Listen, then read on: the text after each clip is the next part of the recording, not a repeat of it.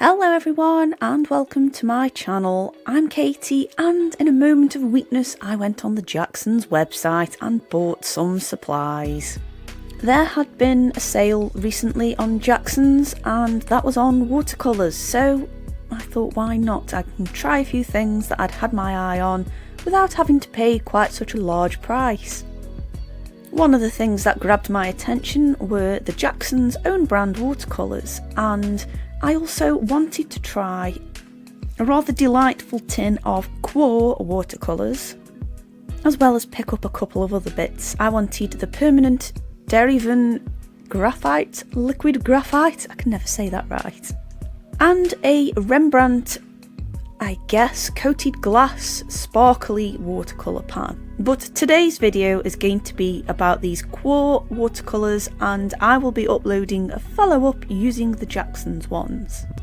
Now, I'd never tried the QoR watercolours before and I saw this little set on Jackson's and I don't think it cost any more than £15, I think it was a little bit less than that actually. And I liked the idea. I'd got 6 colours to play with and the very snazzy little travel tin it came in.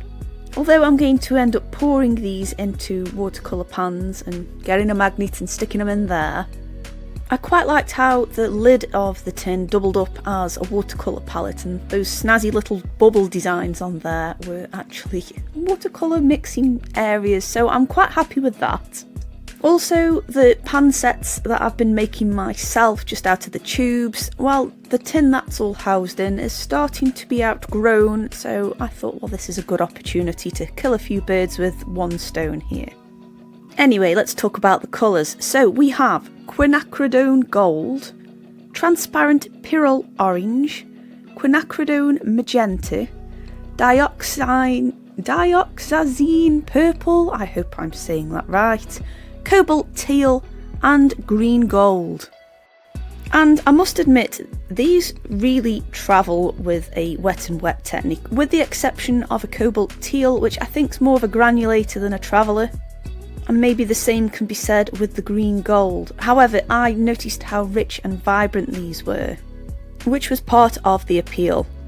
But I was so surprised by how they travel. I mean, just look at that. I am just sort of tinkering on the page here, but that magenta, look what it's done, it's gorgeous. I also like the fact that it has an exclusive binder, which it doesn't mention what it is, but that's okay. Because whatever they've used, I don't know, just made it a slightly different painting experience for me. I felt with these that the colour just travelled a little bit more evenly, and generally was quite a smooth paint to paint with. So to keep in theme with those bubbles on that tin, I thought I would just have a nice casual paint and make it a focus around bubbles. I used the cobalt teal as a base colour and then introduced in that gorgeous magenta as well as the purple. And I'm really impressed with how they blended. To create a skin tone, I used the pyrrole orange with the magenta and just a tiny little hint of the quinacridone gold.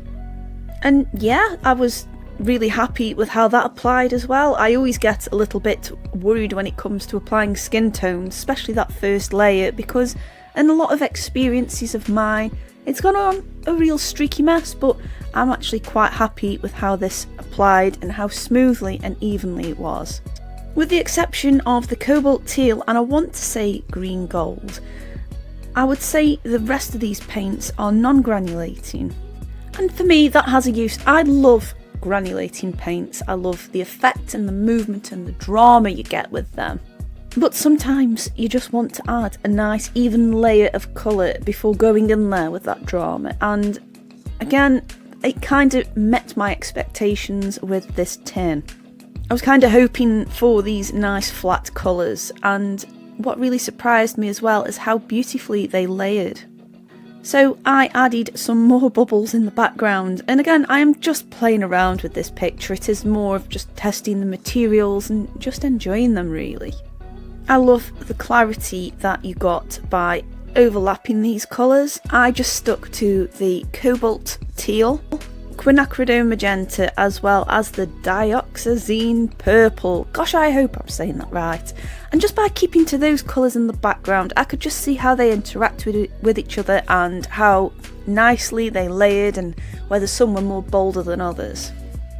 I sketched all of this out beforehand using a red coloured pencil. I think it was the Pilot Eno, it was a mechanical one and it's erasable, but I didn't need to do too much of that. And the blue you see on there is masking fluid, and again I just used a masking fluid pen just to get some of those details in there, and I wanted to introduce a different texture as well. With these paints, again travelling so quickly in a wet surface, just adding that barrier with the masking fluid just to help to avoid any little accidents that might have happened due to my cack-handedness. For her hair colour, I managed to mix quite a gentle pink using the quinacridone gold and the magenta, and I quite like it. It's not too acidic like magenta can be, and it just adds a nice soft and subtle area, and just look at how evenly that layers. I didn't use a wet and wet technique for this because I just wanted to keep it flat and relatively under control. To further test the paints, I added a very, very, very light wash of magenta all throughout the background, and again that just softens all of those circles on there. After all, I want the foreground to be the main focus here and the background just to be a complement. It's now time to start filling those bubbles in, and I went in there with a much looser technique, going there wet in wet. And again, I just wanted to see how the colours interact. I used some of the skin colours that I'd created as well as some of the neat pigments just to try and tie everything in. So have you guys tried the QoR watercolours before, and what were your thoughts? Did you use tubes or did you use any pan sets? Assuming they do pan sets.